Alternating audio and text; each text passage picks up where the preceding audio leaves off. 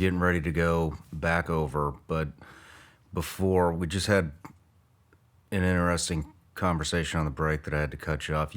So JTF2 has not had any casualties. No. No casualties in that. No KIAs. No KIAs, yeah. Killed in action. Yeah.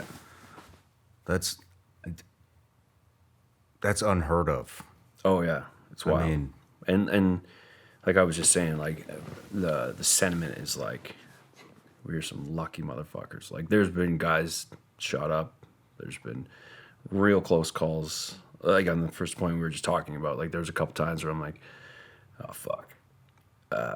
Normally that was mortar fire, but, like, yeah, real goddamn close. I mean, shit, when I worked with you guys, the day, I think it was the day we left, you guys spun up to go out, and a helo got shot down outside of Kandahar. Yeah. And I know for a fact some dudes got shot up because I saw them afterwards. Yeah. But damn, that's in only one KIA through and that was Canadian Special Operations. Yeah, I believe so.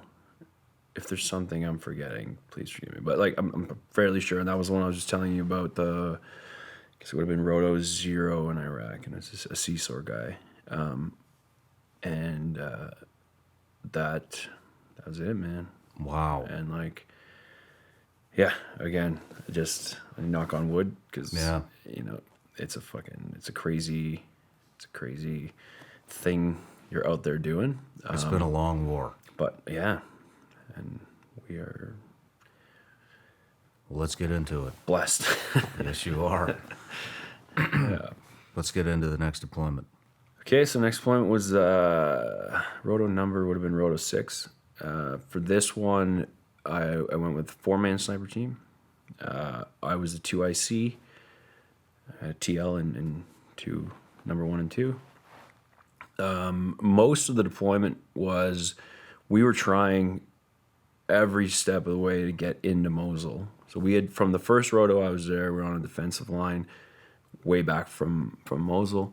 And this one, we were trying to get in there. So the Iraqis and some pushes done previously had pushed ISIS back into Mosul, and mainly West Mosul. So there's a river that goes right in the middle, and most of ISIS was pushed back there. Other than, like, there's also some other tasks in the cities going to look for people.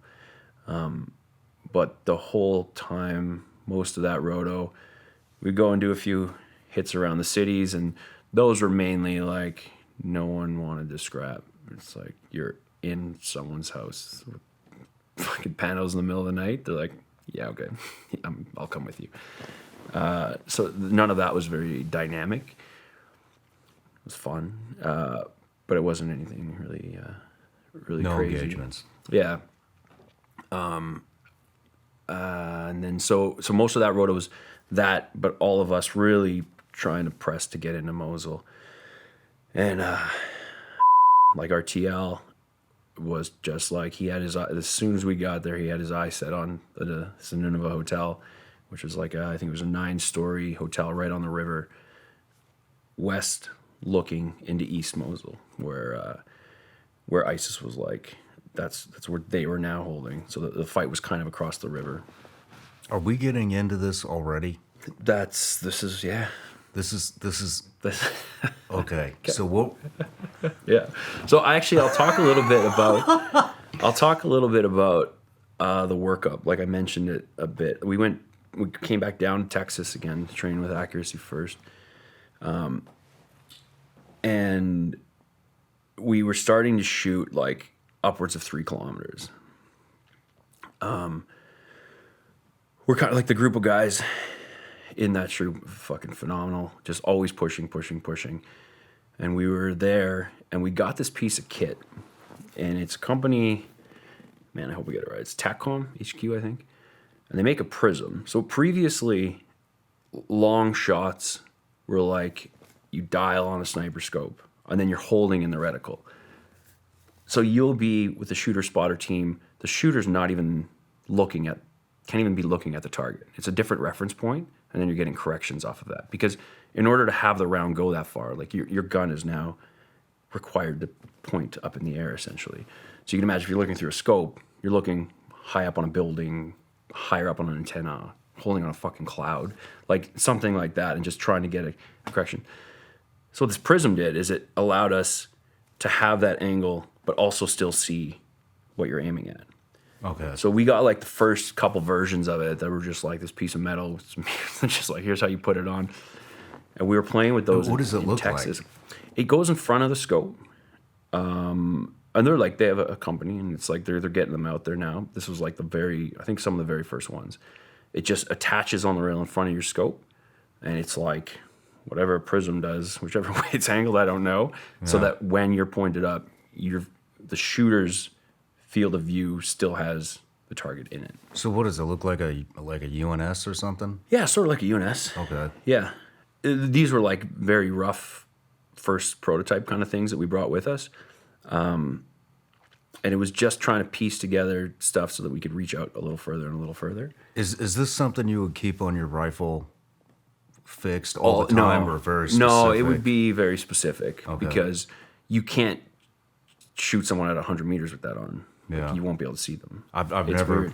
Yeah. I don't have any experience with this. Sounds fascinating. So it's like this prism thing comes, and we're like, what the fuck? And so we're doing workup training, and I told, it's funny, our sergeant major was there and some other guys, and I was like, I promise you, on this roto, we're gonna break the world record.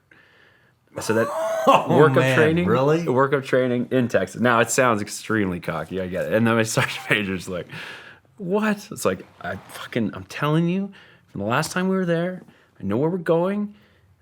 It's like, I promise we will break the world record on this deployment. Did you know what the record was? Yeah, it was like 24 something. Like I can't. There was a Brit guy, I think, that had like 2,400 meters or something. You don't know him? No, I don't know. Well, I would love to get the two of you in here for an episode together, but no shit. So you knew the world record. Yeah, it was like 2,400, but we were punching past that very consistently with this prism now, and I was like, holy fuck.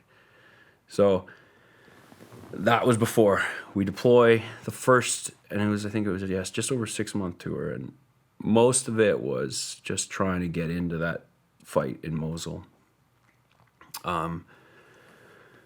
We ended up getting into that hotel as an OP, and it was kind of a weird. So the Iraqis were on like floor 3 or 4, and we ended up moving into an OP on the top floor, like floor 9, I think it was. And it was just fucking weeks and weeks and weeks of just watching, just looking and watching and learning the ground. We were waiting for an Iraqi push from the north to start clearing through the city, or the east part of Mosul, and we were going to support that, like perpendicular. So we have high ground, we're perpendicular to the fight. The ground is sloping up and away, so it's like an absolutely perfect scenario for long range sniping. Like wow. You can see splash. You can't spot swirl at that range because the fucking culmination point's so high, but it's just like this setup, we're like, holy fuck. But we were in there for, I think total, we were in there like 50 some days. And it would be not all at once, we'd go in like a week, 2 weeks, go back to our bill, regroup, like, are they going to push? Oh, they might, we'll go back. And it was, I think 52 days, it was around that time that we were. You guys were going back to the same OP? Yeah. That's ballsy. Yeah. That's really ballsy. For the first long while, all we were doing, like we had a loophole, and we had another squadron that was with us, and we would just be on the glass and then on the thermal at night and just be gathering information on the town and then calling airstrikes. Okay. So like there was nothing coming from that building from us. Gotcha. And they were used to getting shot at from the 4th floor. The Iraqis just like, okay. Whatever. So it wasn't like... it wasn't just you and a few guys hanging it out there. There wasn't a lot of heat. Like it felt pretty safe, man, to be honest. Like we got up to the top floor, cleaned it up, set it up, covered our routes in and out of where we were watching, and it wasn't like the building would take the odd round or mortar, but it like, I think it was more like, let's just keep everyone on the fucking west side on their toes and send something, because there was Iraqis like 5 floors below us. Yeah, so it was just like kind of not mundane, but just like OP routine. Nice, like fucking flip flops every day, just looking at the spotting scope, listening to podcasts. But what it gave us was a super clear picture of everything in the city. Like everything was lazed. We knew the distance to fucking every building and like the corresponding dope, like, or the elevation holds and stuff to use. So it was like between that and how much we trained with communication between the sniper shooter team, like that's the deadliest combination of sniper skills, I think. Like everyone can learn to shoot a bolt action gun. It's really not that complicated if you have good ammo and a good weapon system.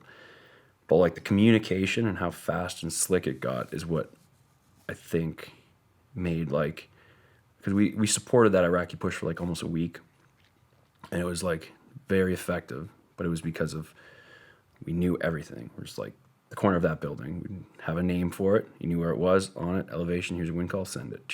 We'd be like, as soon as the round lands, if it's not a hit, here's your correction, send it. And like that support, wow, it was just so, it was so fucking cool to see the culmination of that sniper troop, what we learned in Texas, how much the guys cared and how much they pushed, how much they wanted it to like all come together.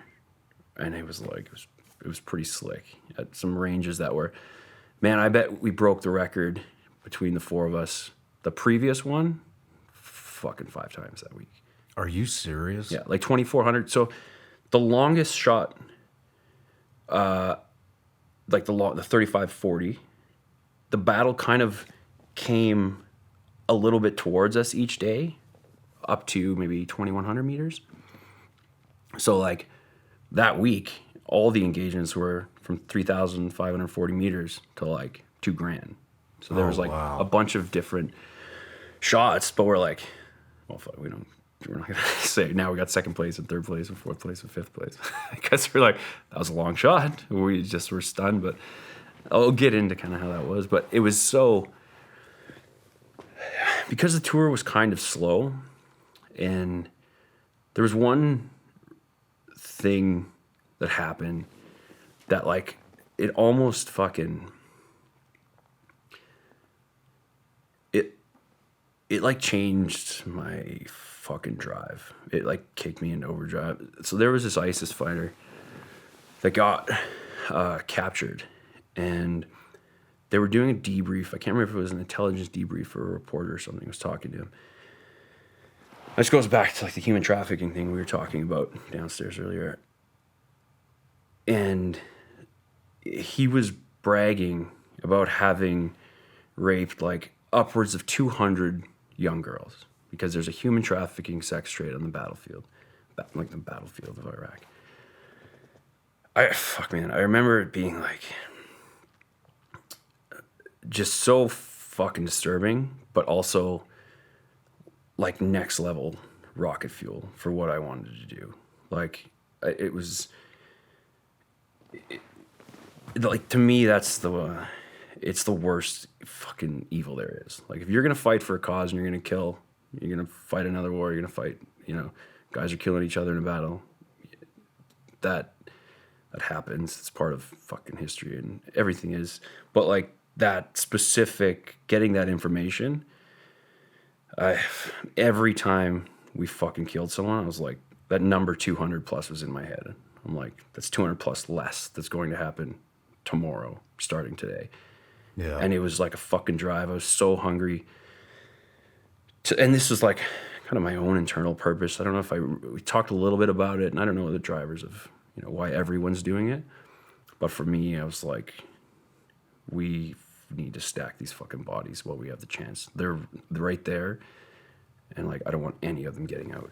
Hey everybody, I'm Shawn Ryan. Click here to subscribe to the Shawn Ryan Show YouTube channel for the hottest and most compelling interviews that you will not see anywhere else. I've also made a playlist of all the previous SRS episodes so they're easy to find. You can find that right here.